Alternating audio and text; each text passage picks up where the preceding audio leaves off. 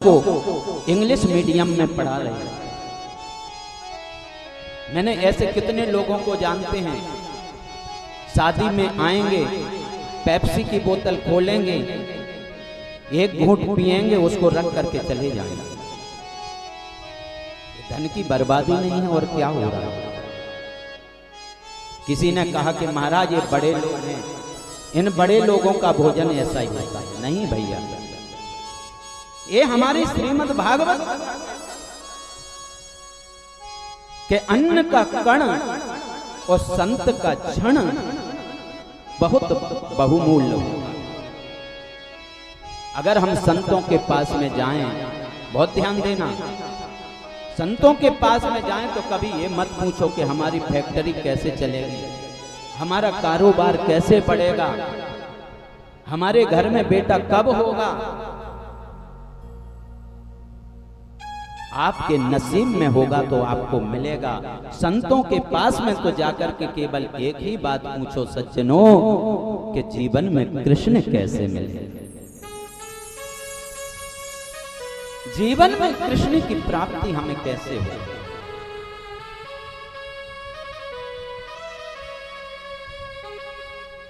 हमारा जीवन क्या है कि काल अभ्यास मुखग्रासा त्रास निर्णास है तबे। शौनकादि 88,000 ऋषियों के प्रश्न को सुनकर सूत जी महाराज गदगद हो गए और कहा, आपने बहुत अच्छा प्रश्न किया। हम लोग जन्म लेते हैं, बड़े होते हैं, युवा होते हैं और वृद्ध होते हैं, वो मर जाते हैं।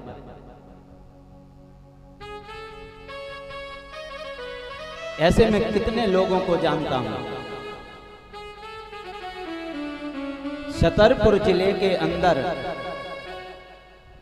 बमीठा ग्राम में साहू धर्मशाला में श्रीमद् भागवत कथा का आयोजन हो रहा है। और आप सोचिए कि कथा पंडाल में कितने लोग बैठे। लोगों की जब छुट्टी होती है और छुट्टी के टाइम में जब ताश खेलते हैं तो 5 घंटे कब निकल गए पता भी नहीं लगता है। और वही लोग अगर गलती से कथा में आ जाएं तो 3 घंटे में 5 बार घड़ी देखेंगे, कब 10 बजे, कब आरती हो, अपने घर जाएं। प्रेम से बोलो, ये क्या है? इस समय का दुरुपयोग, इस समय का दुरुपयोग है सज्जनों। कथा हमें जीना सिखाती है।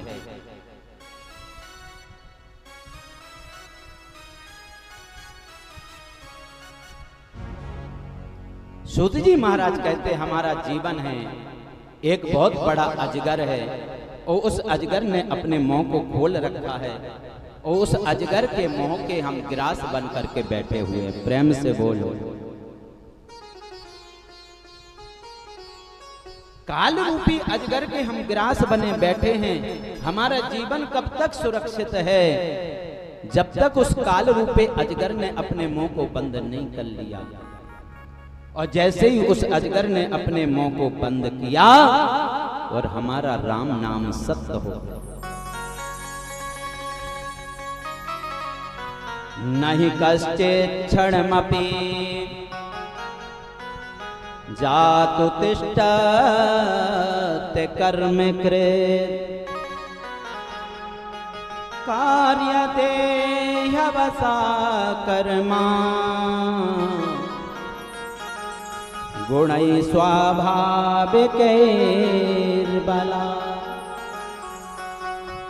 सज्जनों, नहीं कश्चित् क्षणमपि, हमारे जीवन में क्या है, हम सोचते बहुत ज्यादा हैं, हम चिंता ज्यादा करते हैं और चिंतन हम कम करते हैं। प्रेम से बोलो और जोर से बोलो, क्या करते हम लोग? चिंता ज्यादा करते हैं और चिंतन कम करते हैं। यही हमारी सबसे बड़ी गलती है। चिंता संसार की होती है और चिंतन परमात्मा का होता है।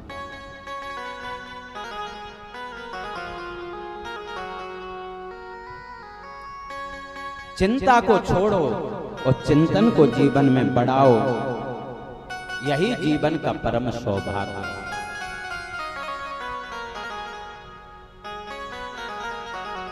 जीवन का कोई भरोसा नहीं है। अभी मैं आप लोगों को कथा सुना रहा हूं और 1 मिनट बाद मैं आपको कथा सुना पाऊंगा, इसकी गारंटी मेरे पास में नहीं है। हम चिंता बहुत करते हैं, प्लानिंग बहुत बड़ी करते हैं। एसी के कमरे में लेटे हुए हैं, रात को सोचा ये व्यापार करते करते बहुत दिन हो गए, अब कोई दूसरा व्यापार करेंगे। मन कहता है क्या करोगे? बोले जो हाईवे के पास में 28 एकड़ जमीन पड़ी है, कल उसकी हम रजिस्ट्री करा लेते हैं। बोले फिर क्या करोगे?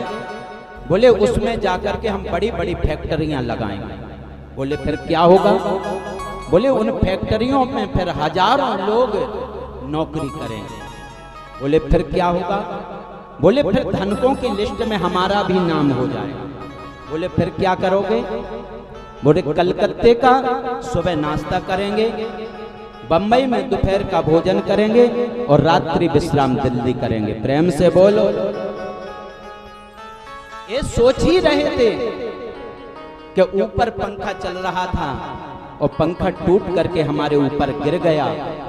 सोचना विचार सब रखा रह गया, एक क्षण में हमारा प्राण। अरे मेरे भाइयों, सोचो तो ये कि भगवान के बिना, भगवान के भजन के बिना एक ही मिनट ना निकले, चिंता इसकी।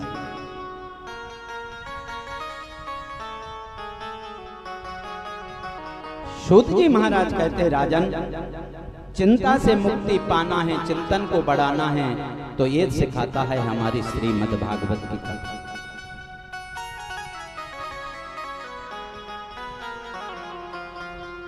भागवत की कथा भगवान के चिंतन में लगाती है।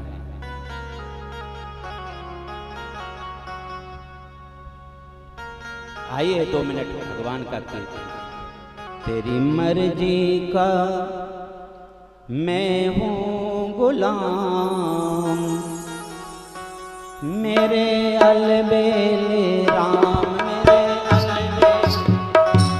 तेरी मर्जी का मैं हूँ गुलाम, मेरे अलबेले राम, मेरे अलबेले राम। तेरी मर्जी का मैं हूँ गुलाम, मेरे अलबेले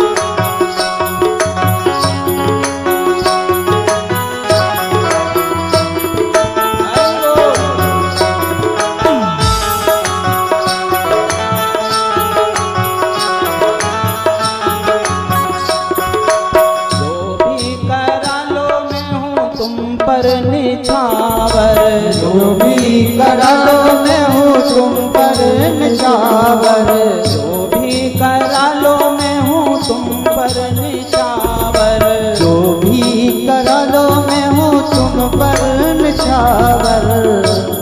ओ दौलत मेरी तेरा नाम, मेरे अलबेले राम, मेरे अलबेले राम। तेरी मर्जी का मैं हूँ गुलाम, मेरे अलबेले राम, मेरे अलबेले राम, मेरे अलबेले राम, मेरे अलबेले राम।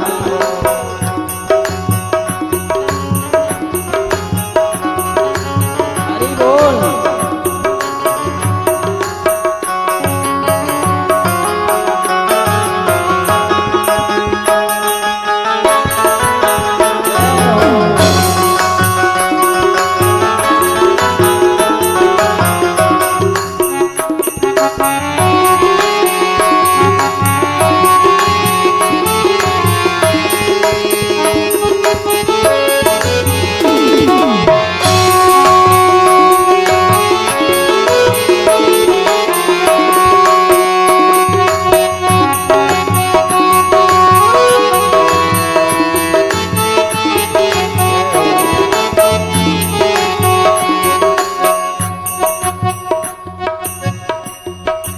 थक भी गया हूँ इस लंबे सफर में, थक भी गया हूँ इस लंबे सफर में, थक भी गया हूँ इस लंबे सफर में, थक भी गया हूँ इस लंबे सफर में, लंबे सफर में, लंबे सफर में, लंबे सफर में, लंबे सफर में, थक भी गया हूँ इस लंबे सफर में, थक भी गया हूँ इस लंबे सफर में, जीना हुआ है हराम मेरे अलबेले तेरी मर्जी का मैं हूँ गुलाम, तेरे अलबेले शान, मेरे अलबेले शान, तेरी मर्जी का मैं हूँ गुलाम, मेरे अलबेले का मैं हूँ गुलाम, मेरे अलबेले शान, मेरे अलबेले शान, मेरे अलबेले शान, मेरे अलबेले शान।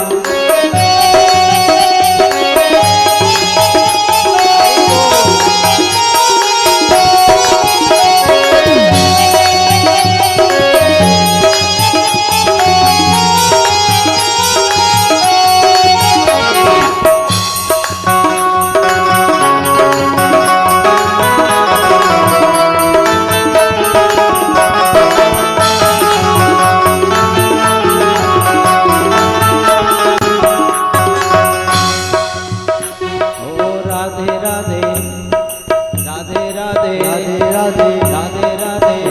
राधे श्याम मिला दे, राधे राधे श्याम मिला दे, राधे राधे श्याम मिला दे, राधे श्याम मिला दे, राधे राधे श्याम मिला दे, राधे राधे श्याम मिला दे, राधे श्याम मिला दे, राधे राधे श्याम मिला दे, राधे राधे श्याम मिला दे, राधे राधे श्याम मिला दे, राधे राधे श्याम मिला दे, राधे राधे श्याम मिला दे, राधे राधे श्याम मिला दे, राधे राधे श्याम मिला दे, राधे राधे श्याम मिला दे, राधे राधे जय जय राधे राधे राधे राधे राधे राधे राधे राधे राधे राधे जय जय श्री राम, जय जय श्री राम।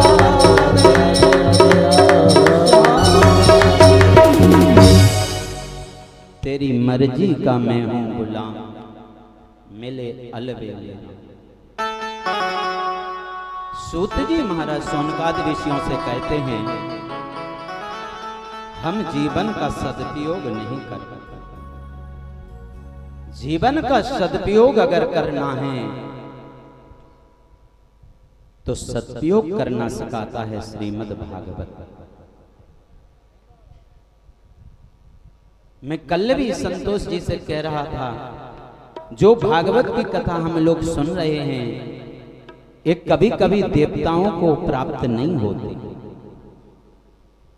भाग्योदयेन बहुजन्म समर्जितेना सत्संग मम च लभते पुरुषो यदा। जो ये भागवत की कथा हम सुन रहे सज्जनों, एक जन्म का नहीं, अनंत जन्मों का जब भाग्योदय एकत्रित होकर के आता है, तभी हमें ऐसा गोविंद का भक्तिमय अनुष्ठान या भागवत की कथा सुनने का अधिकार प्राप्त हो।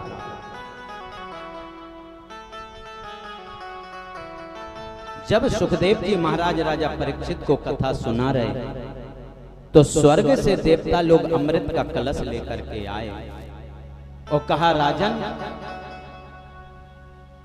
परीक्षित को 7 दिन में मरने का श्राप लगा है, तो ये स्वर्ग का अमृत आप परीक्षित को पिला दीजिए, और जो साप्ताहिक कथा है, इस कथा का मृतपान आप हमें करा दीजिए।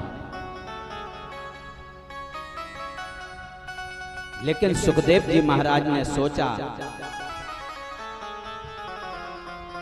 कहां तो स्वर्ग का अमृत और कहां कथा अमृतपान, कहां एक साधारण सा कांच और कहां मणि, इसकी कोई तुलना नहीं कर सकता। अगर कांच की तुलना मणि से करें तो ये हमारी सबसे बड़ी मूर्खता हो। मणि मणि है और कांच कांच है। अगर हम लोग स्वर्ग का अमृत पान कर लें तो स्वर्ग का अमृत पीने के बाद भी हमें इस पृथ्वी पर आना पड़ेगा। पुनरपि जननम पुनरपि मरणम पुनरपि जननी जठरे शयनम। स्वर्ग का अमृत पान करके भी हमें इस पृथ्वी पर आना पड़ेगा। लेकिन जिसने अपने जीवन में भागवत की कथा को सुन लिया है, उसका जो आवागमन का जो चक्र है वो सदा के लिए बंद हो जाता है। सीधा उसको परमात्मा का मोक्ष मिल जाता है। देवताओं को जब कथा अमृत पान नहीं कराया, सभी देवता रोते रोते ब्रह्मा जी के पास में गए।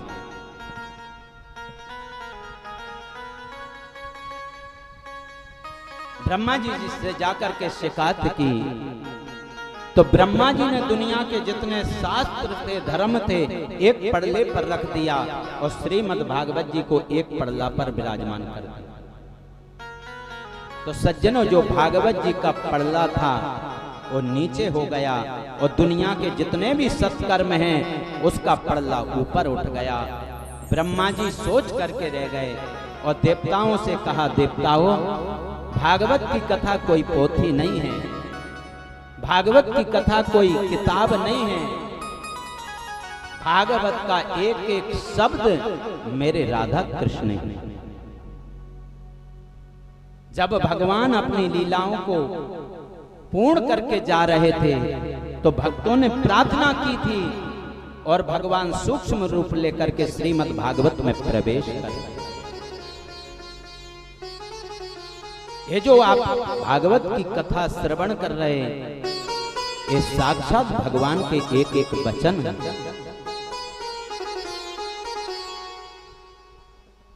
सूत जी ने शौनकादि ऋषियों से कहा, वही कथा मैं आप लोगों को सुनाऊंगा।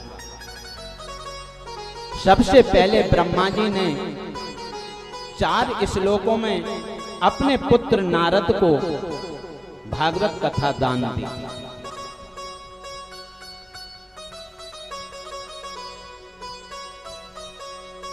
और जो सप्ताह विधि है, जो कथा की विधि है, वो तो नारद जी ने सनकादि ऋषियों से श्रवण की। प्रेम से बोलो और जोर से बोलो।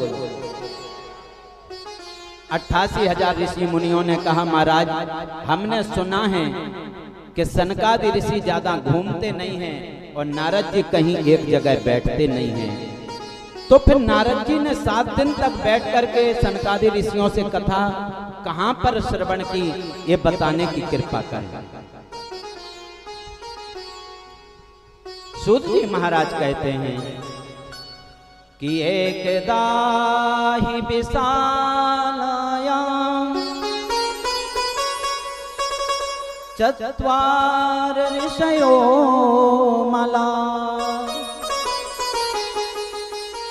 सत्संगार्थं मया याता दद्रसुस्तनार।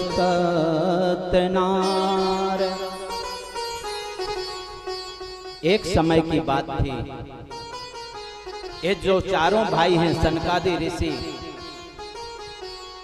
अपने भजन से निमित्त होकर के मन में ऐसी अभिलाषा है कि कोई ऐसा वक्ता मिले, कोई ऐसा श्रेष्ठ वक्ता मिले जो हमें कथामृत पान कराए। जबकि चारों भाई अच्छे वक्ता हैं, लेकिन मन में अभिलाषा है कि हम भगवान की कथा को सुनें।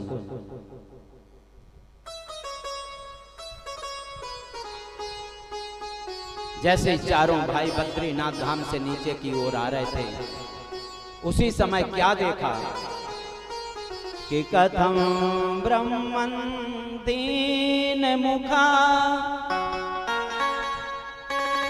कुतश्चिंता तुरोगमा त्वरितं गम्यते कुत्रा कुतश्चागमनं तव। चारों भाइयों ने क्या देखा कि श्री नारद जी महाराज आज बड़े उदास हैं, बड़ी तीव्र गति से दौड़े जा रहे हैं। कहते हैं नारद जैसा संत और उदास एक बहुत बड़ी कोई कारण है।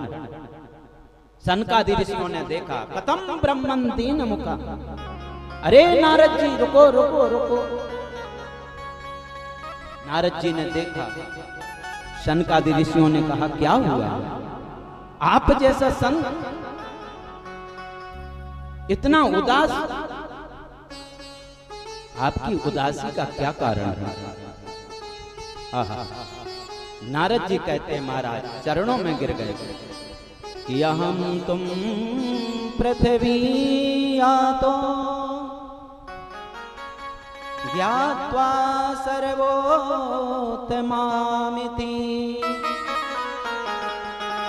पुष्करं च प्रयागं च काशीं गोदावरी।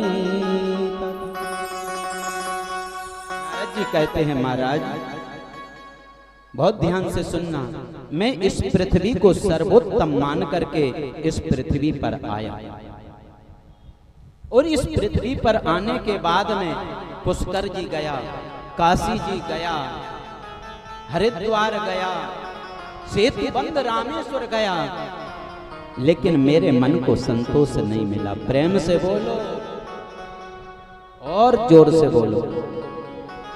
नारद जी क्या कहते हैं, मैं सभी तीर्थों में गया लेकिन मेरे मन को संतोष नहीं मिला। भैया हम कथा किस लिए सुन रहे कि हमारे मन में संतोष आए, हमारे अंदर विवेक की प्राप्ति हो। और नारद जी कहते हैं इस पृथ्वी पर आने के बाद मेरे मन को संतोष नहीं मिला। ना पश्यम कुत्रचित शर्मा मना संतोष कारण। नारद जी कहते हैं इस पृथ्वी पर मैंने देखा कि कोई भी व्यक्ति सत्य नहीं बोलता है। प्रेम से बोलो, क्या नहीं करता है? इस पृथ्वी पर कोई भी व्यक्ति सत्य नहीं है। और अगर कोई एक बार सत्य बोल ले तो वो व्यक्ति कहता है कि हरिश्चंद्र के बाद में नंबर अपना ही आता है। प्रेम से बोल, दिन में चाहे लाख बार झूठ बोल ले उसकी कोई परवाह नहीं।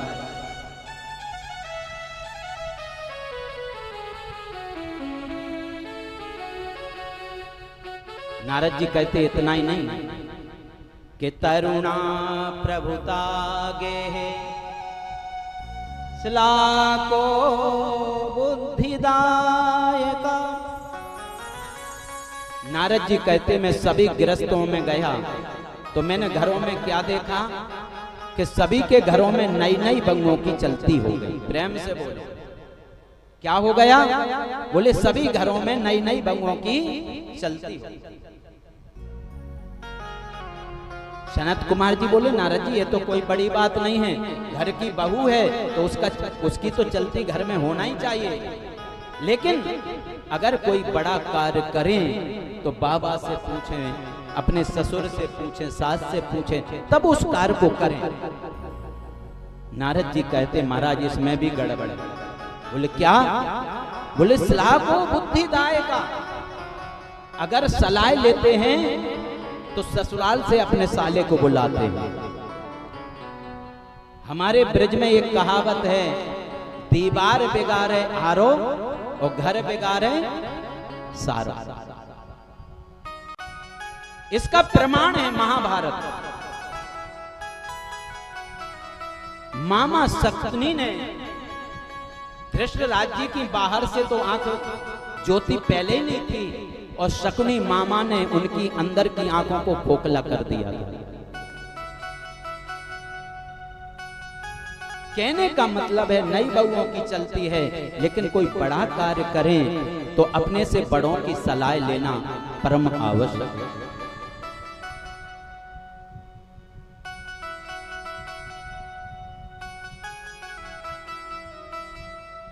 लेकिन नारद जी कहते हैं, जैसे ही मैं श्रीधाम वृंदावन में आया, तो वृंदावन में जब मैं आया तो ये युवती मिली और उस युवती ने मुझे बुलाया है कि भो भो साधु क्षणं तिष्ठा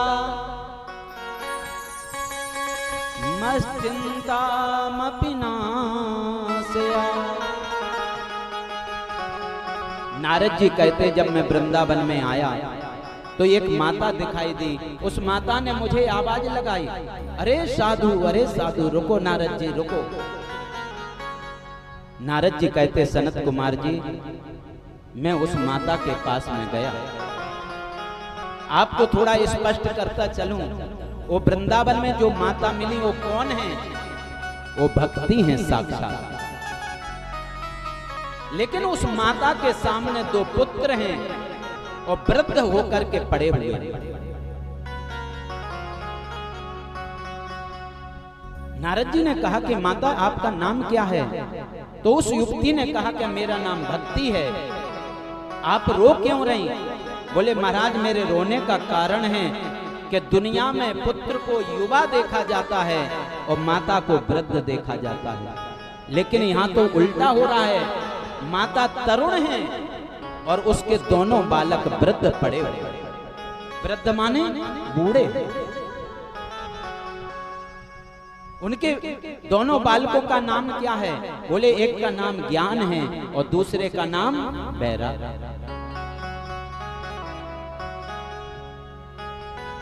उस भक्ति माँ ने कहा, नारद जी मेरा दुख का कारण यही है कि मेरे पुत्र मेरे सामने वृद्ध पड़े हुए।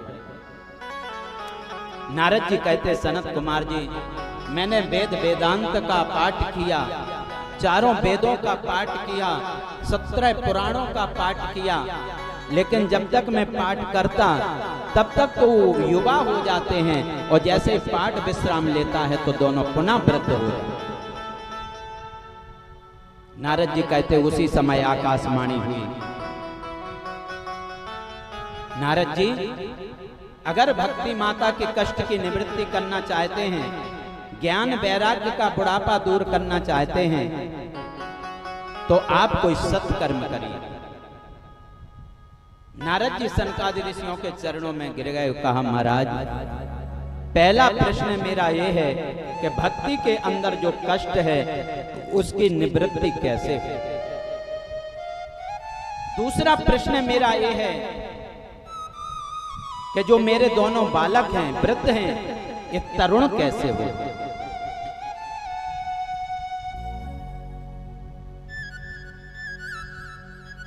और जो तीसरा प्रश्न है, आकाशवाणी ने कहा कि सत्कर्म करिए, ये सत्कर्म क्या है? प्रेम से बोलो। शनकादि ऋषि कहते, नारद जी ये जो सत्कर्म है यही तो श्रीमद् भागवत कथा है। क्या है? श्रीमद् भागवत। नारद जी ने कहा कि मैंने तो वेद वेदांत का पाठ किया है, फिर ये भागवत की कथा क्या करेगी? सनत कुमार जी कहते हैं, नारद जी ये जो भागवत की कथा है वेद रूपी कल्प वृक्ष का फल है, और जो स्वाद फल में होता है वो वृक्ष की डाली में नहीं होता। इसलिए आप अगर भक्ति माता के कष्ट को दूर करना चाहते हैं, ज्ञान वैराग्य का बुढ़ापा दूर करना चाहते हैं, तो किसी अच्छे वक्ता से श्रीमद् भागवत कथा का। नारद जी चरणों में गिर गए, कहा महाराज आप जैसा वक्ता मुझे कहां मिलेगा, कहां कथा कराएं? बोले हरिद्वार में आनंद नाम का एक तट है, वहां पर सुंदर व्यास गद्दी लगी, सनकादि ऋषि चारों भाई बैठे, नारद जी महाराज मुख्य श्रोता बन करके बैठे, 3 आसन बिछा दी, प्रार्थना की कि हे भक्ति माता हम आपके कष्ट की निवृत्ति के लिए भागवत की कथा करा रहे, आप दोनों पुत्रों के सहित यहाँ पर आई। जैसे ही समाचार मिला है, सनकादि ऋषि कथा कर रहे, नारद जी करा रहे हैं, हजारों संत इधर से आ रहे, लाखों संत इधर से आ रहे, एक कुंभ जैसा वातावरण हो गया। लाखों संतों की भीड़ वहां पर हो। नारद जी बैठे हुए हैं। कथा का नियम होता है कि अगर कोई गृहस्थी भागवत की कथा कराए तो सपत्नीक बैठकर के कथा को सुनना चाहिए। हर संसार के कार्यों में पत्नी को बाईं तरफ बैठाते हैं, लेकिन पूजा पाठ कथा कोई भी सत्कर्म करते हैं तो अपनी पत्नी को दाहिनी तरफ बैठा करके करते हैं। इसलिए जैसे हमारे यजमान बैठे संतोष जी सपत्नीक हैं और अपनी पत्नी को दाएं अंग में लेकर के बैठे। हमारे यहाँ पर 4 फेरे होते हैं। एक और हमारे हिंदू सनातन धर्म में एक बड़ा भारी भ्रम फैला हुआ है। लोग कहते 7 फेरे 7 फेरे 7 फेरे। अरे भैया, ये 7 फेरे कहां से आ गए? कौन ऐसा दुनिया का विद्वान है जो 7 फेरे को करके दिखाता? दुनिया की किसी किताब में 7 फेरों की चर्चा नहीं है। आप किसी भी विवाह पद्धति को खोल करके देख लेना, केवल 4 ही फेरों का वर्णन उसमें है। 7 वचन होते हैं और 4 फेरे होते हैं। प्रेम से बोलो। धर्म, अर्थ, काम और मोक्ष, ये 4 फेरे हैं। लेकिन हम जब भी किसी से मिलते हैं सब एक ही बात कहते हैं, महाराज फेरे 7 होते हैं, फिर आप 4 क्यों कराते हैं? आप ये सोच लीजिए, फेरे 7 नहीं होते हैं, फेरे 4 ही होते हैं। नारद जी महाराज बैठे, भक्ति माता आ गई, वातावरण बना। नारद जी महाराज ने प्रश्न किया। बड़े ध्यान से सुनिए कथा को। नारद जी सनकादि ऋषियों से कहते हैं, महाराज अगर कोई ज्ञानी कथा को सुनकर के मोक्ष प्राप्त कर ले तो बड़ी बात नहीं है। कोई भगवान का भक्त कथा सुनकर के मोक्ष पाले कोई बड़ी बात नहीं है। क्या भागवत की कथा से कोई पापी का उद्धार हुआ है? तो आप हमें बताइए।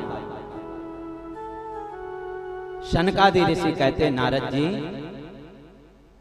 कि ये मानवा पाप कृतस्तु सर्वदा सदा दुराचार्यरता विमार्गा क्रोधाग्निदग्धा स्कुटिलाश्च कामिना सप्ताह यज्ञेन कलौ पुनन्ति। बहुत ध्यान से कथा को सुनना।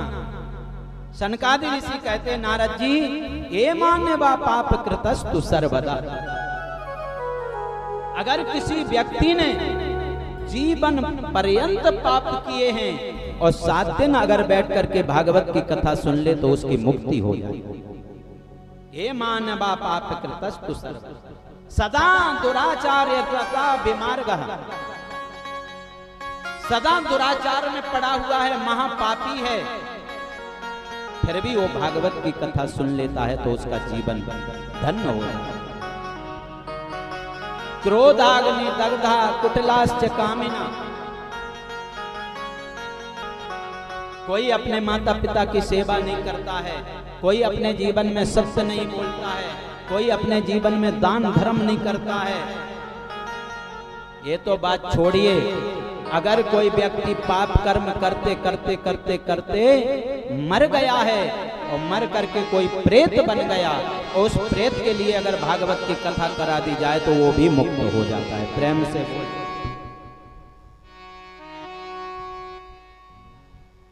नारद जी ने कहा, महाराज ये बात समझ में नहीं आई। कोई पापी व्यक्ति पाप कर्म करके मर गया तो उसका उद्धार कैसे हो सकता है? सनकादि ऋषियों ने एक कथा सुनाई कि तुंगभद्रा तटे पूर्वा मभोपत्यनमुत्तमम्। तुंगभद्रा तटे पूर्वा एक उत्तम नाम का नगर है। उस नगर के अंदर सभी लोग सभी वर्णों के लोग बड़े प्रेम से निवास करते हैं। और उसी नगर में एक पंडित जी रहते हैं और उन पंडित जी का नाम है आत्मदेव। क्या नाम है? आत्मदेव। आत्मदेव का मतलब है जिसने आत्मा में परमात्मा का दर्शन कर लिया, उसी का नाम आत्मदेव। पंडित जी बड़े सुशील हैं, बड़े विद्वान हैं कर्म कांड के, लेकिन पंडित जी के अंदर अगर एक कमी है तो थोड़े से पंडित जी लालची हैं। प्रेम से बोलो। पंडित जी की जो पत्नी हैं उनका नाम है धुंधली देवी। क्या नाम है? धुंधली। यथा नाम तथा गुण। आज हम लोग कहां जा रहे हैं? बच्चों के नाम रखते हैं चिंटी पिंटी, क्या क्या नाम रखते हैं। पहले के नामों को देखो, रामचंद्र, राधे श्याम, राम गोपाल। जिन नामों को लेने से हमारा दिन मंगल हो जाता था, आज ऐसे ऐसे नाम लेते हैं कि सुबह से अगर निकल जाए तो पूरा ही दिन खराब हो जाए। प्रेम से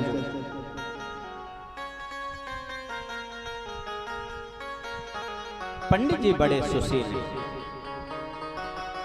अगर पंडित जी के यहाँ कमी है तो घर में कोई बेटा नहीं है। पंडित जी के घर में कोई बेटा नहीं है और घर में जो तुलसी का बिरवा पंडित जी लगाते हैं वो भी सूख जाता है। खूब पानी देते हैं फिर भी सूख जाती है तुलसी। घर में एक गाय है, 6 वर्ष पूरे हो गए, लेकिन गाय ने अब तक कोई बच्चा बचिया को जन्म नहीं दिया। बड़ी सेवा करते हैं गाय की।